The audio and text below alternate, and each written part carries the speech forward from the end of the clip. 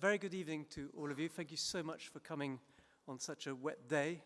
My name is Xavier Bray. I'm the director here of the Wallace Collection. And I'm delighted you've all been able to come to celebrate Dame Rosalind Savill's extraordinary life and dedication.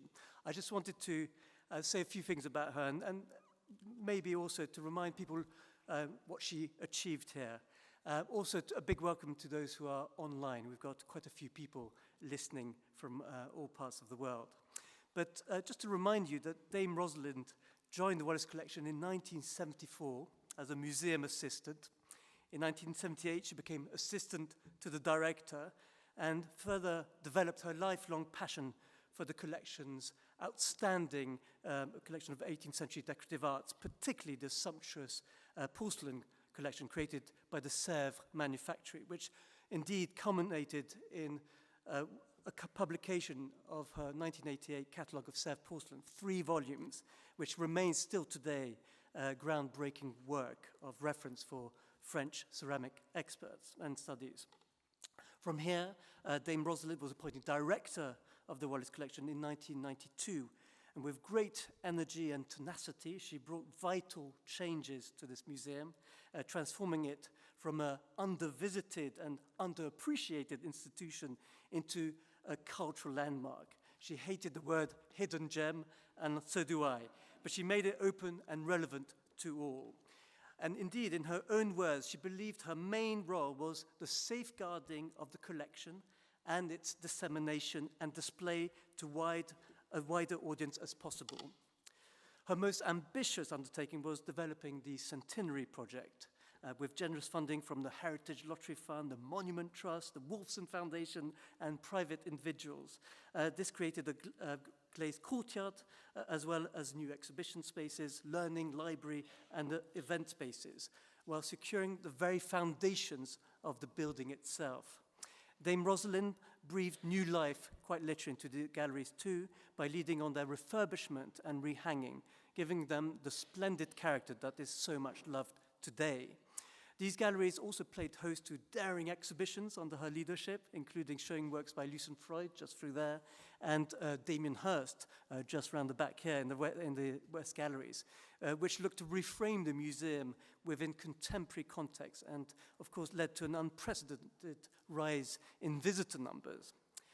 In 2011, Ros retired from the museum but continued her research on Sèvres, publishing in 2021 Everyday Rococo, a magisterial study of Madame de Pompadour and her patronage of the porcelain factory.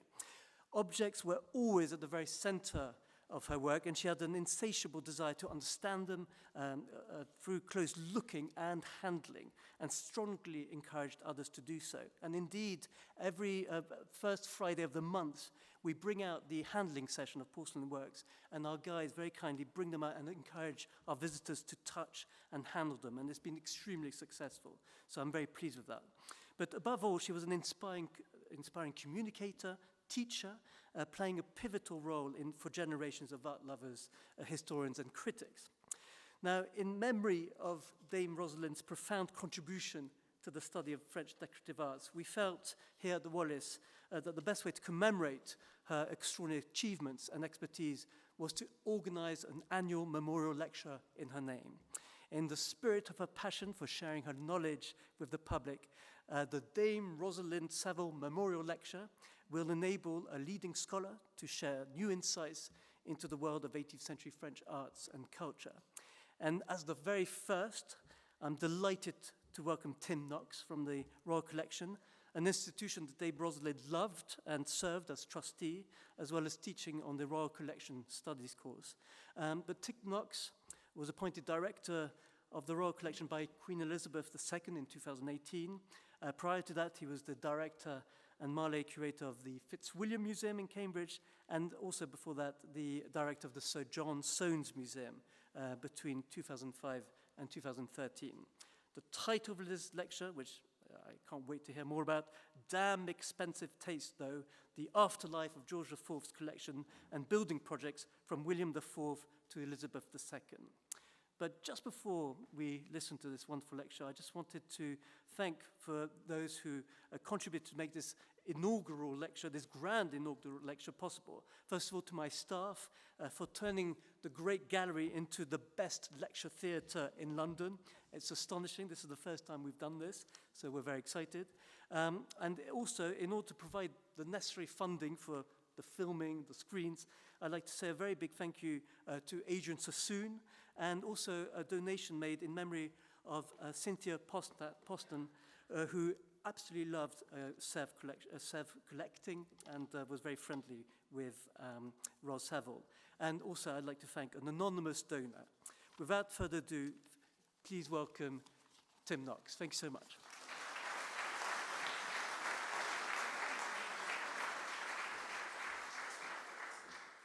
Thank you, Xavier.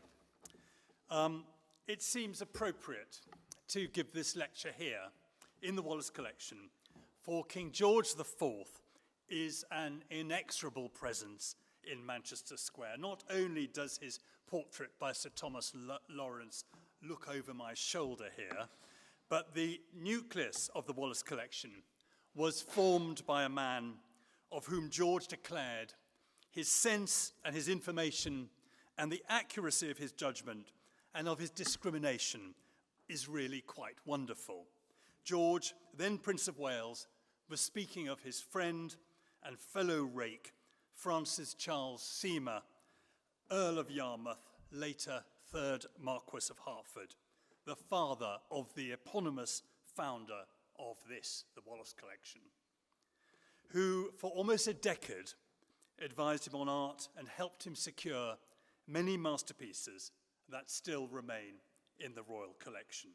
And these include many Dutch pictures, notably Rysdale's Evening Landscape, or Rembrandt's Shipbuilder and His Wife, but also French furniture, bronzes, and Sèvres porcelain. Indeed, Yarmouth can be said to have helped forge George's taste, and thus directly contributed towards the formation of not one, but two of the greatest art collections ever formed. These collections, Wallace and Royal, are coincidentally the two institutions that Dame Rosalind Savill, whom we celebrate tonight, was most closely involved.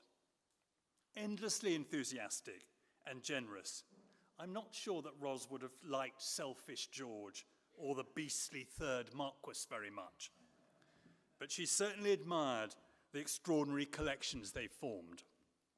This lecture, which traces the afterlife of George IV's myriad collections and building projects, and reveals how his sometimes reluctant heirs coped with his prodigious legacy, is dedicated to Ros.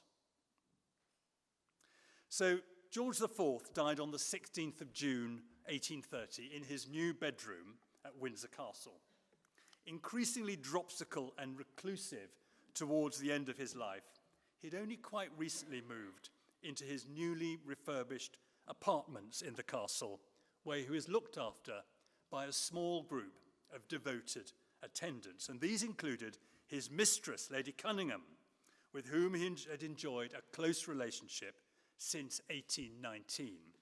And indeed, George and Lord Yarmouth had fallen out in that very year when George ended his relationship with Yarmouth's mother, Lady Hertford. He preferred older women, and took Elizabeth, Marchioness Conyngham, as his new and final mistress. Impatient, capricious, and extravagant, George IV had finally moved into the apartments he'd been refurbishing for his own use at Windsor Castle on the 9th of December, 1828. The alterations, overseen by the architect Geoffrey Wyatville and an army of furniture makers, artificiers, and upholsterers, had cost far more than expected, but the results were a complete triumph. The Princess Lieven, the sharp-tongued wife of the Russian ambassador, dubbed them magnificent in the extreme. Another remarked, "There's perhaps too much gilding, but this heightens the fairy-like appearance. All the ornaments and decorations are in the best possible taste." Above all, people marveled at the grand corridor seen here.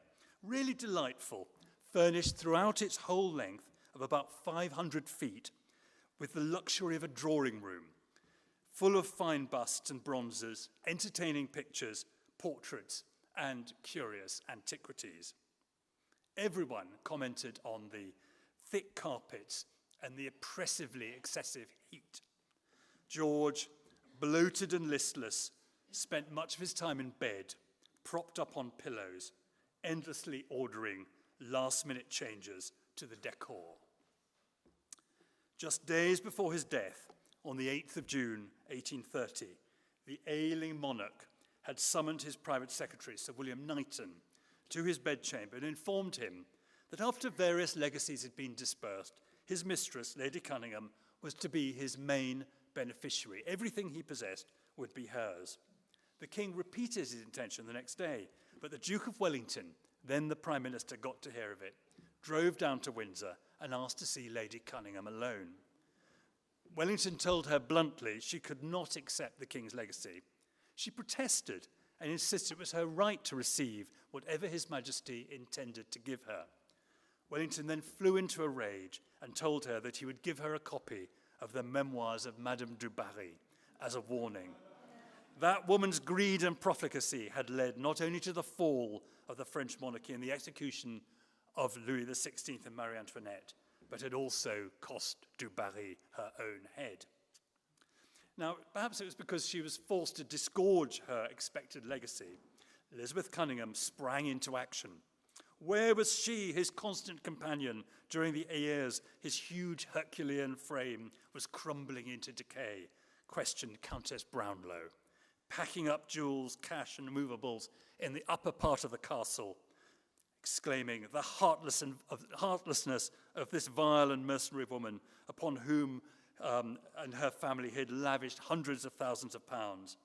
By noon that day, she and her daughters had packed up and gone, with 2 wagon loads of booty.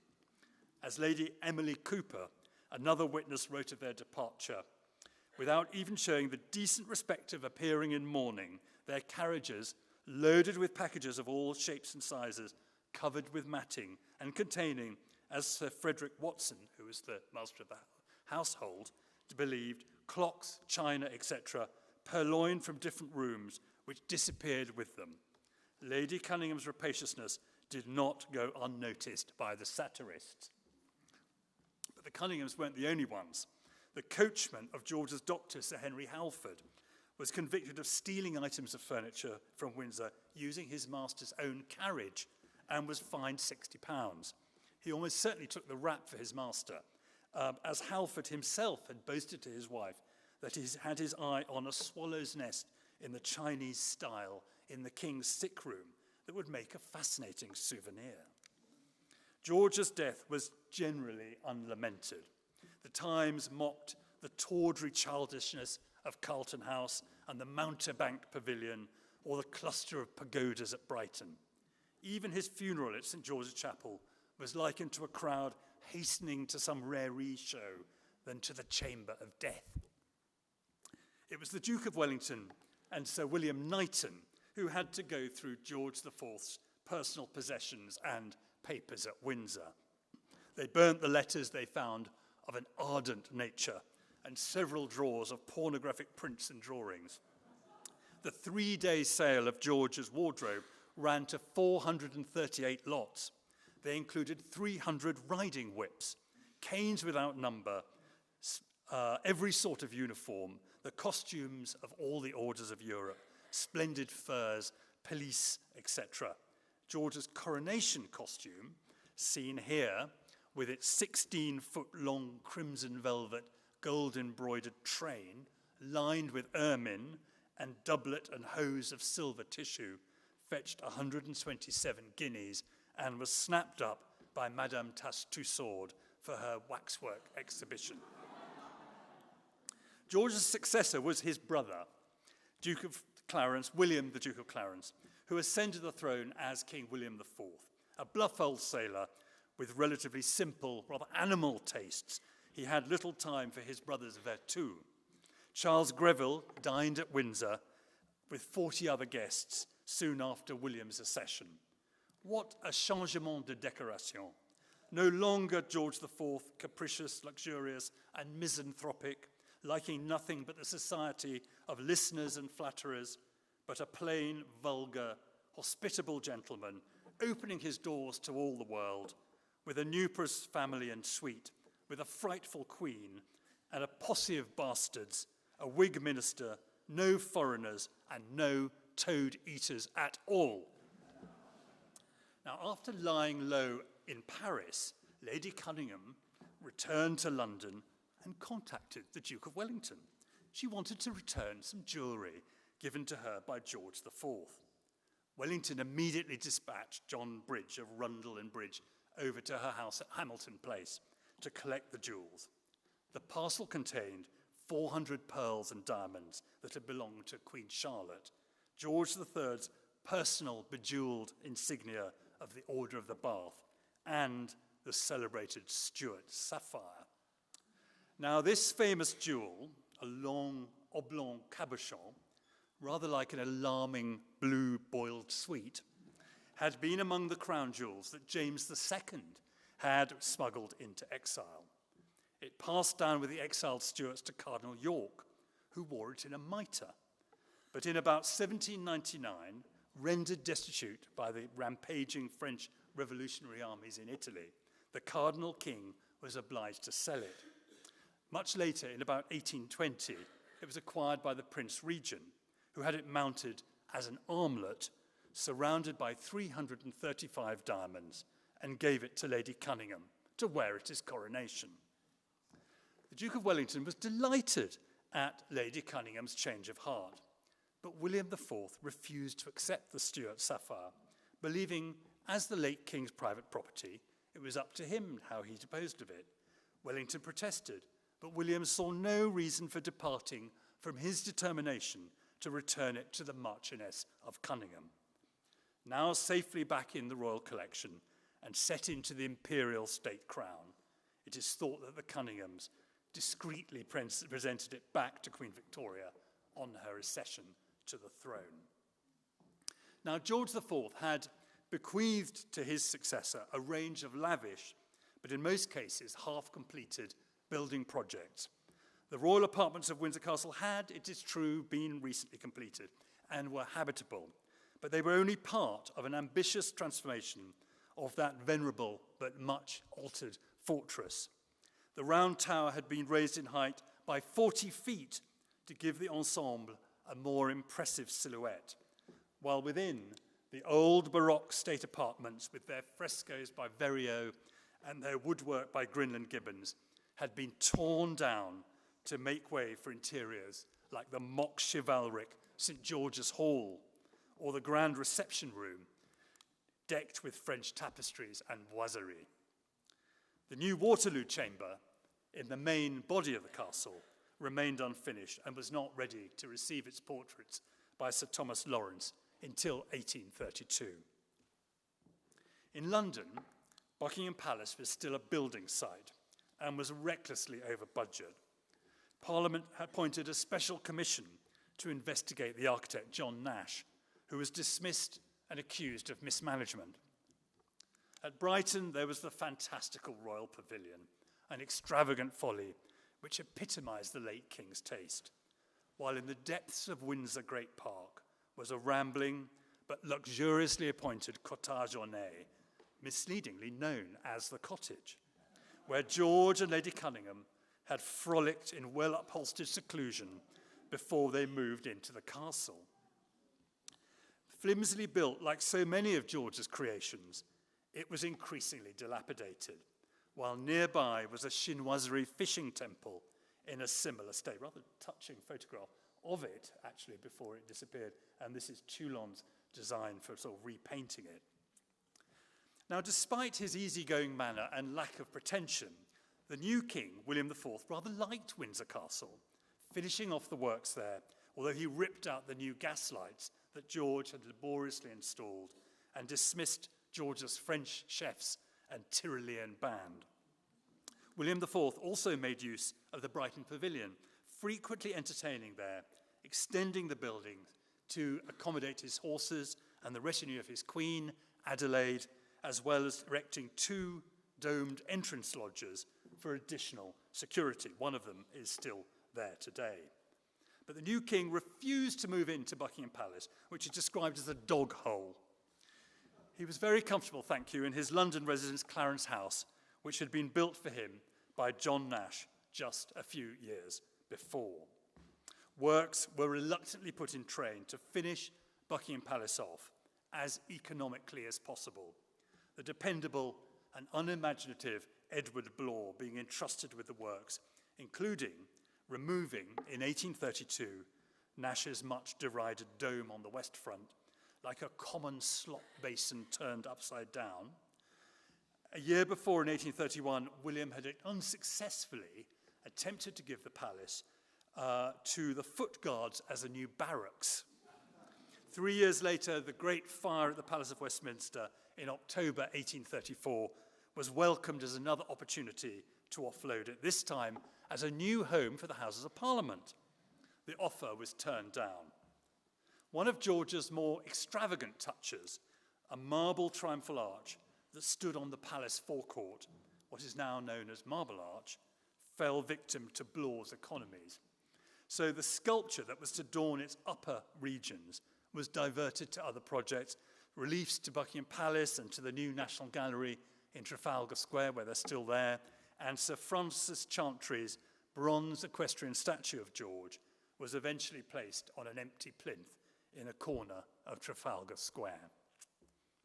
Meanwhile, back at Windsor, Queen Adelaide tore down the greater part of George IV's cottage, supposedly to extinguish its unsavoury associations with George and Lady Conyngham debauchery, although some of the materials were recycled in other buildings in the park.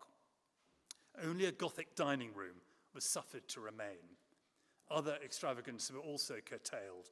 The royal yachts were reduced from 5 to 2, and the King's Menagerie was presented to the Zoological Society of London.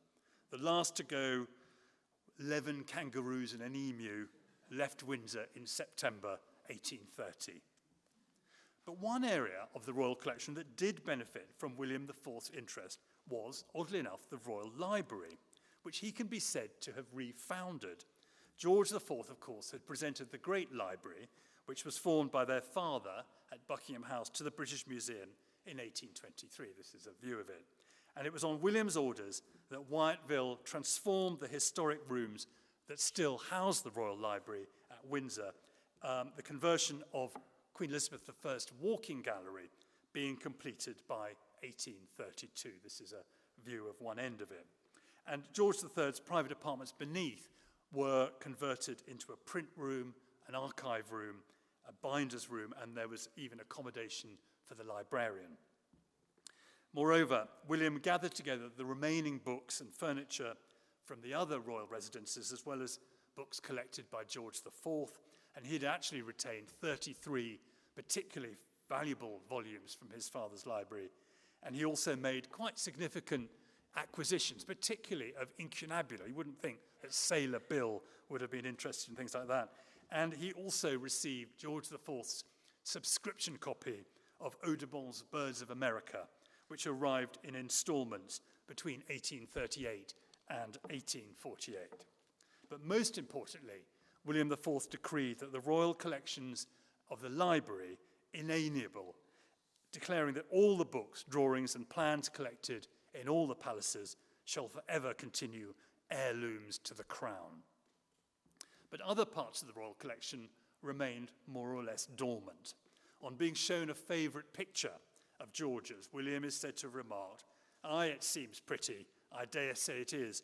My brother was very fond of this sort of knick-knackery. Damned expensive taste, though." William's informed criticism as Duke of Clarence, but also as a experienced sailor, meant that the only work by J.W.M. Turner in the royal collection, the vast Battle of Trafalgar, commissioned for St. George's Palace by George IV, was given to the Royal Hospital in Greenwich. It is said that the old sea dog found fault with the rigging. So we don't have any Turners in the royal collection, one miserable watercolour. William presented a few rather racy nudes of his grandfather's collection to the National Gallery, one of which, Guido Reni's The Toilet of Venus, has recently been kind of reinstated as a work by the master. But we catch a glimpse of William IV in late life, guiding a Miss Eden around the gallery at Hampton Court Palace, just like a housekeeper, with a story for each picture. It was pitch dark, so it didn't matter if the pictures were as improper as the stories. So William's niece, Victoria, succeeded him to the throne in 1837, and an early decision by the girl queen was to escape her domineering mother, the Duchess of Kent, and so she moved into Buckingham Palace. And this gave the building at last a purpose and galvanized a fresh round of alterations and additions to make it habitable. Now, attempting to create a new palace out of his parents' rather homely Buckingham House, George had conjured up a sequence of richly decorated rooms, but there was very little domestic accommodation. Moreover, it was all on quite a modest scale, certainly nothing to compare with the grand palaces of other European sovereigns. Blore was again brought in to carry out the works, which included finishing off rooms like the state dining room, which are detectable by their sort of fleshier mouldings and VR ciphers. Queen Victoria held her first state ball in the palace in May 1838 and another one in April 1842, where Victoria and her handsome new husband, Albert, appeared dressed as Edward III and Queen Philippa. But these splendid entertainments, which were overcrowded and intolerably hot, merely highlighted the deficiencies of the palace. And in 1845, Queen Victoria wrote to Sir Robert Peel concerning the urgent necessity of doing something to Buckingham Palace because of a total want of accommodation for our little family, which is fast growing up.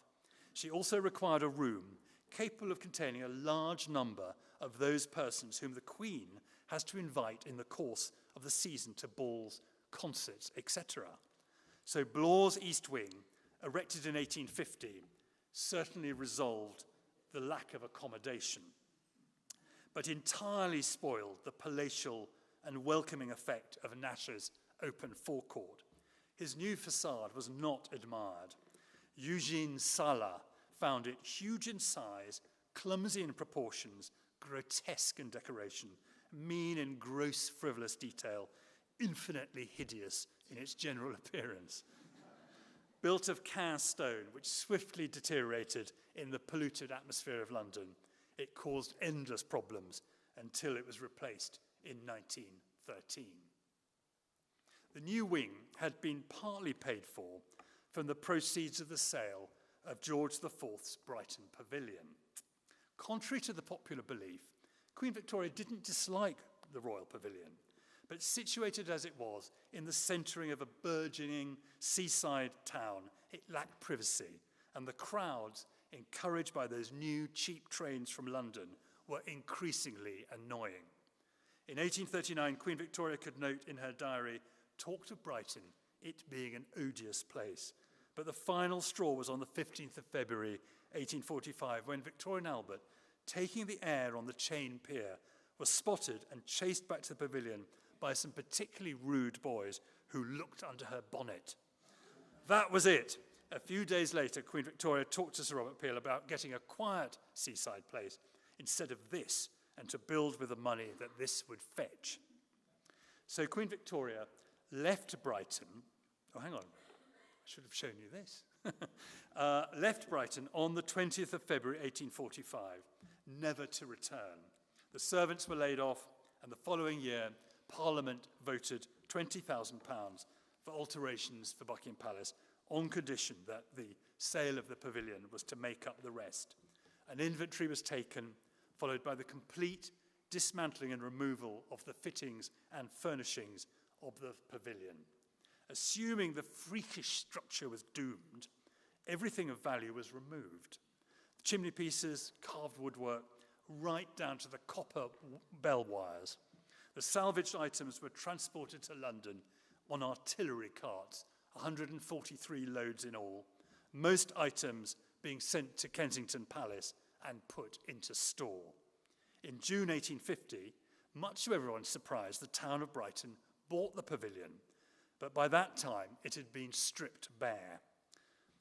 The new wing at Buckingham Palace, meanwhile, was being fitted up on a very tight budget, and the architect was initially very reluctant to reuse the fittings from the pavilion, but he was overruled by Prince Albert, and on its completion in 1847, Queen Victoria could say that it was all arranged exactly according to my dearest Albert's taste, and in all 3 rooms were fitted up with architectural salvage, furniture, and decorative objects from Brighton. This is the yellow drawing room as it was then. Now, these changes rendered the chastened marble arch in front of it redundant. So in 1851, it was dismantled and rebuilt to form a northern entrance of Hyde Park, where it has languished ever since. A few years later, in 1855, Blore was superseded as architect by James Pennethorne at Buckingham Palace, who was entrusted with further works. There was a new ballroom, together with an associated promenade gallery and a banqueting room, and various kitchens and household offices, all on the site of George III's former libraries. The ballroom was decorated with the advice of Prince... he also converted a conservatory into a chapel, seen here. But Pennethorne had the ballroom decorated with the advice of Prince Albert's artistic advisor, Ludwig Gruner, of whom Pennethorne rather warily noted is in the constant employ of the prince hitherto, and has directed all the ornamental painting at Buckingham Palace and Osborne. And an Italian artist called Nicola Consoni painted the panels depicting the 12 hours of the day seen here. And elsewhere in the palace, walls were skillfully painted to resemble different coloured marbles, schemes recorded in Eugene Lamy's watercolour of the Grand Staircase in 1848. But perhaps most impressive of all the rooms at Buckingham Palace was the 47-metre-long picture gallery, which had been envisaged by George IV as a setting for his pretty unrivaled collection of Dutch cabinet pictures, although he never lived to see it. But they were certainly in place by July 1839, because Queen Victoria referred in her diary to the beautiful pictures in the gallery, but they're all being Dutch, which we agreed was a rather low style, preferring Italian masters.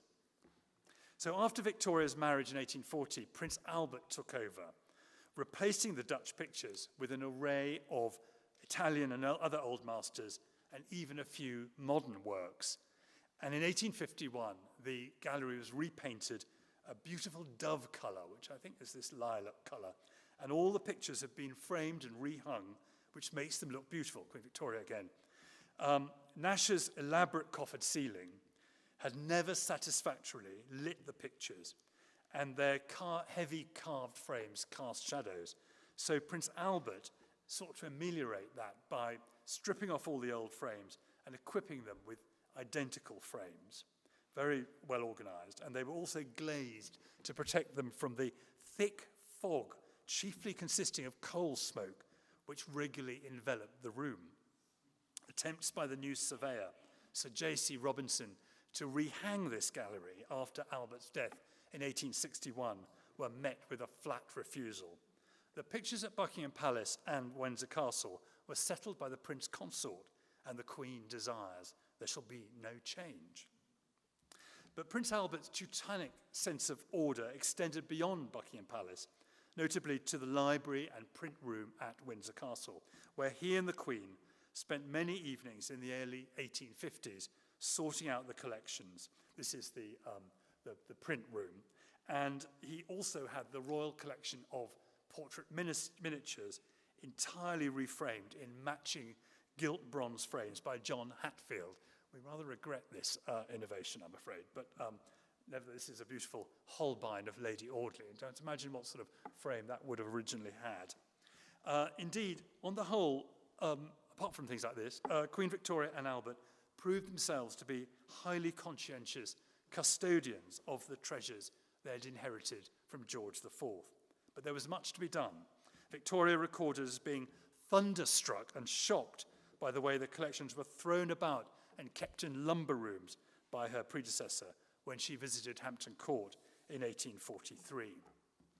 And the huge amount of furniture inherited from the various schemes of George IV meant that there was more than enough to go round.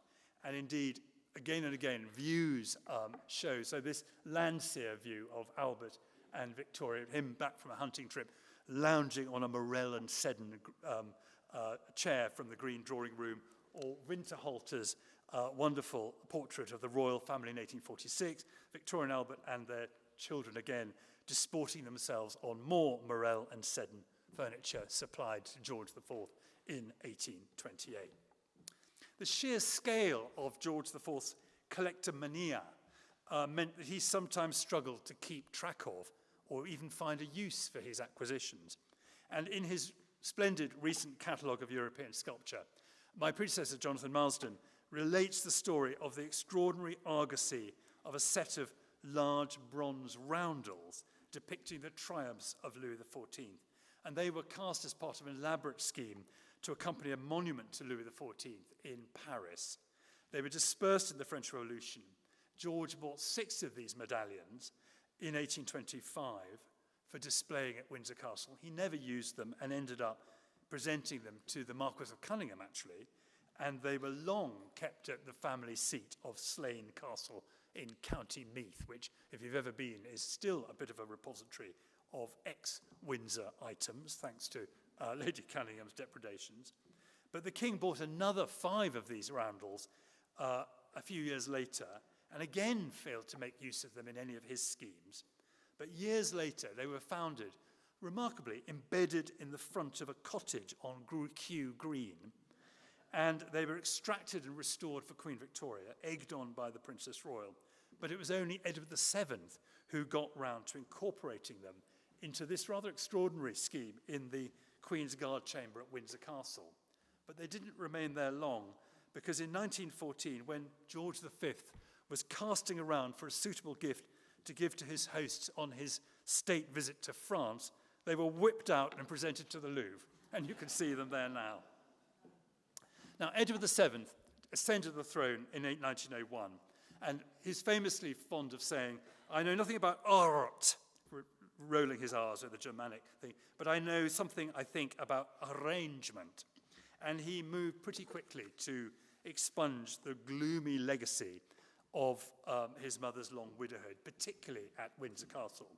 And at Buckingham Palace, the Prince Consort's elaborate marble decorative schemes, their freshness doubtless dimmed after half a century's exposure to the London soot, disappeared beneath a Ritz hotel, white and gold.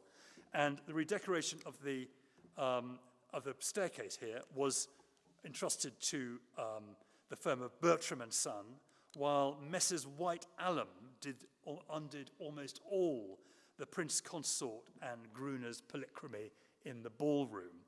And their scheme appears to follow a lost proposal by the theatre architect Frank T. Zverity with its giant order pilasters. But you see they also incorporate a pair of George IV's French Gobelin tapestries. But in 1915, assessing Edward VII's dramatic changes to Buckingham Palace, Queen Mary ruefully commented, "Many things were changed here and at Windsor much too quickly by our predecessors." And her husband, George V, ascended the throne in 1910. Of course, his reign was dominated by the First World War. No less than 13 European monarchies fell during his reign, most of them family relations. But George was, well, interested in stamps and military uniforms rather than art. He did, however, establish the Royal Archives in the Round Tower at Windsor. And it was partly to deposit the papers of his grandparents, but also the discovery of the private papers of George IV, which had been hidden by the Duke of Wellington in the cellars of Apsley House. They came back to Windsor as well. But he allowed, deplorably, the royal librarian, Sir John Fortescue, to sell off supposedly unimportant prints and documents to raise funds for the Royal Library at Windsor.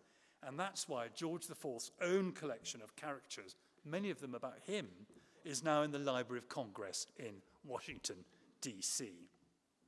But George V's perhaps most visible monument to posterity is the new facade of Buckingham Palace, which, necessitated by the deterioration of the stonework of Blaw's soot-blackened east wing, had to be replaced. And George took an active interest in the new designs by Sir Aston Webb, annotating the presentation drawings with comments ordering him to omit superfluous decoration. And the resulting facade, in crisply carved Portland stone, accomplished essay in restrained neoclassical taste, influenced perhaps by French 18th century models, was clipped into place without disturbing the old stonework in 3 months over the summer of 1913, while the royal family were on holiday in Balmoral.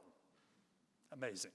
And together with a magnificent series of gilded gates enclosing the forecourt of the palace, it was all paid for by surplus funds raised for the Queen Victoria Memorial.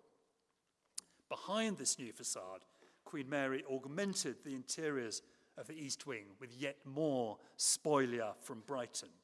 For example, in 1911, she hung the yellow drawing room with painted Chinese wallpaper supplied by Frederick Crace in 1817 for the saloon at Brighton. She had discovered it in the storerooms at Kensington Palace, where it had been rolled up since 1845. She also retrieved 8 painted canvases by Robert Jones depicting whimsical Chinese scenes. You can just see them here in the centre room, originally from the banqueting room at Brighton. But encouraged by its director, Henry D. Roberts, she made many gifts and loans back to the Brighton Pavilion, including spode china, pedestal lamps, Japan doors, pilasters, and some of these nodding figurines. And as you probably know, Queen Mary was as avid a collector as the Prince Regent, and she created her own themed rooms in Buckingham Palace for her collections. This is her Chinese drawing room by Richard Jack, the painter. And there was also a Regency room filled with furniture in that then not particularly fashionable style. And another of George and Mary's projects was the remodelling of George IV's picture gallery at Buckingham Palace. And this involved sweeping away Nash's elaborate coffered ceiling with its leaky domelets, replacing it with a simple glazed barrel roof, which allowed for better lighting of the pictures. Carried out in 1914, the architect was Frank Baines, chief architect for the Board of Works. It's competent, but not inspired. Nash's elaborate door cases were replaced by simpler surrounds, and in those days, the pictures were displayed against a dark green olive flock paper. But it was also Baines who brought George IV's prized marble statues by Antonia Canova down to the Marble Hall. This is them in the silk tapestry room and upstairs. They were brought down Mars and Venus to the foot of the Minister's Stairs, together with Canova's Derce, together with other Victorian marbles brought from Osborne House. This is Fountain Nymph, actually. Now, George and Mary's sons both took on former follies of George IV. The Prince of Wales, the short-lived Edward VIII, restored Fort Belvedere in Windsor Great Park as a residence. And this, of course, is where the drama of his abdication unfolded. His brother, the Duke of York, the future George VI, was given what remained of the cottage, now renamed Royal Lodge, which he greatly enlarged in 1932. Sir James Gunn's conversation piece, now in the National Portrait Gallery, shows George VI and the Prince and Queen Elizabeth with the princesses, Elizabeth and Margaret Rose, taking tea in the only surviving fragment of George IV's cottage, the Gothic dining room, which he never saw, the acme of middle-class domesticity. Cecil Beaton's 1939 photographs of Queen Elizabeth on the eve of their state visit to Paris show her posing beneath the colossal Waterloo vase in the gardens of Buckingham Palace. And this huge vase was carved by Sir Richard Westmacott, and it was another commission from George IV. Now, there's a story that it was carved from marble that was intended for Napoleon, but that's been discounted. But this monster appears, which bears bas-reliefs depicting the Battle of Waterloo and other martial allegories, appears to have been intended for the Waterloo Chamber at Windsor, but far too heavy to get in there. The East Terrace of Windsor was briefly considered before, in 1835, it was given by William IV to the National Gallery. And ejected from the gallery as an encumbrance in 1861, it spent time in store and sadly exposed to the elements before being installed in the gardens at Buckingham Palace in 1906. And it's a noble ruin, a testament to the disastrous effect of the English climate on Italian marble. The parlous, eroded condition of marble statuary on the East Terrace garden at Windsor Castle was probably the reason which galvanized the remodeling of the garden as an early project of Queen Elizabeth II, shortly after she came to the throne in 1953. And this early photograph of Her late Majesty shows her wearing the diamond diadem, which of course was her favorite jewel, but was originally commissioned by our friend George IV for his coronation, and he wore it in conjunction with an enormous velvet Spanish plumed hat as a kind of giant hat band. And so there you see its original context. But the simplified rose garden designed by Prince Philip superseded George's elaborate parterre, and most of the statues and urns were put into store at Hampton Court, where quite a few of them had originally come from.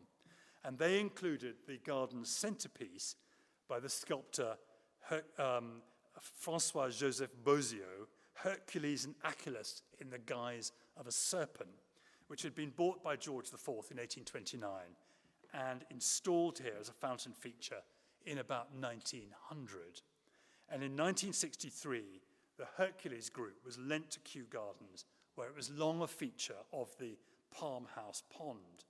And it has recently been recalled, this was it the other night, and is currently undergoing conservation before it returns to the East Terrace as the focus of a new parterre garden designed for His present Majesty. Now, Queen Mary died in 1953, and after her death, a few years later, there was a sale of items for her residence at Marlborough House in 1959. And these included, regrettably, perhaps the greatest loss from the royal collection in the last century, the Borghese cabinet, that's the large blacker one there, an imposing Pietragerra cabinet commissioned by Pope Paul V in around 1620, which had been acquired by George IV in 1827. And it was originally displayed at Windsor, then it moved to the Green Drawing Room at Buckingham Palace, and the cabinet and another hard-stone cabinet, seen on the other side of the screen, were those sold in Queen Mary's sale, and were among the most important pieces of Italian furniture in the royal collection. It's hard to understand why they were let go. The only possible explanation is that Baroque art was not valued as it is today, and this superlative tour de force of craftsmanship was considered garish and tasteless, and so the Borghese cabinet disappeared into a French private collection and emerged in 2016, when it was bought by the Getty Museum for 2.5 million euros. The other cabinet is in a private collection in New York. Now, we couldn't compete for the Borghese cabinet when it came up, but the Royal Collection still occasionally makes acquisitions that George IV would approve of, such as this Sèvres vase, once the property of the centre one, of Marie Antoinette, that completed one of George's garnitures in 2004, or this Cosway portrait of his secret wife, Maria Fitzherbert, in 2019. Or most recently, just earlier this year, the charming portrait of George by Peter Edward Sterling, which relates to 8 other portraits he commissioned in the Royal Collection. And a generous coronation gift to the king was this astonishing candelabrum, commissioned not by George, but by his equally extravagant younger brother, Frederick, Duke of York, which will make a worthy addition to George's grand service, which is still used regularly. This is the banquet for the visit of the President of the French Republic just last month.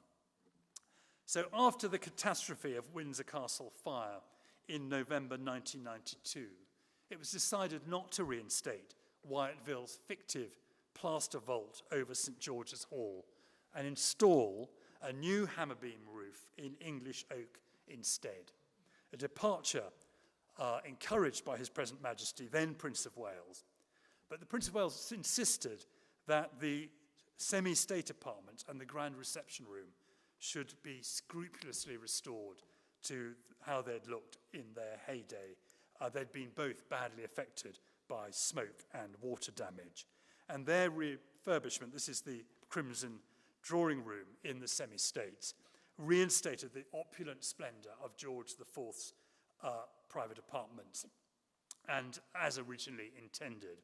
And in more recent years, the resurfacing project that is going on at Buckingham Palace has seen the revival of rooms with fittings from Brighton in the East Wing. This is the rather wonderful Chinese dining room with the chimney piece from the music room at Brighton.